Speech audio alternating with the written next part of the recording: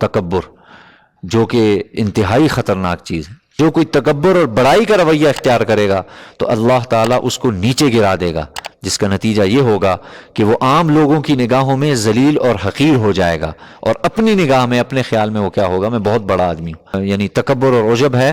آگے فرمایا دوسروں کی نظر میں، اپنی نظر میں تو ایسا ہے، دوسروں کی نظر میں حضرت عمر فرماتے ہیں وہ کتوں اور خنزیروں سے بھی زیادہ ذلیل اور بے وقت ہو جائے گا۔ 100% بخاری مسلم کی روایت ہے، آپ نے فرما دیا کہ ایسا شخص جنت میں نہیں داخل ہوگا جس کے دل میں ایک رائی یا ایک ذرے کے برابر بھی کیا ہوگا، تکبر ہوگا۔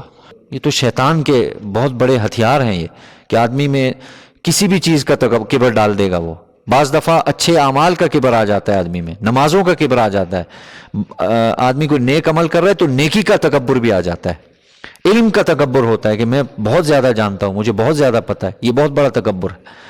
تو یہ قطعاً اس چیز سے بچنا چاہیے، آدمی کو 100% بچنے کی کوشش کرنی چاہیے کہ اس کے دل میں تکبر نہ ہو۔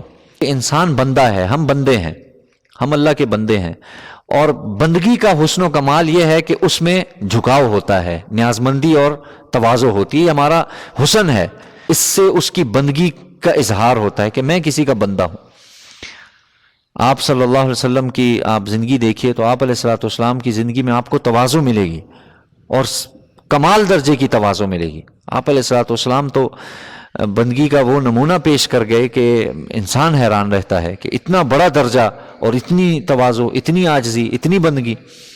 محدثین نے فرمایا کہ آپ نے ساری زندگی کبھی ٹیک لگا کے نہیں کھایا، حالانکہ ٹیک موجود ہوتی تھی، بعض دفعہ آپ کے پیچھے باقاعدہ ٹیک رکھی گئی، آپ نے فرمایا نہیں، میں بندہ ہوں، اور بندہ ہونے کا یہ حق ہے کہ آدمی جب کھانا یا کوئی بھی چیز استعمال کرے تو ٹیک نہ لگائے۔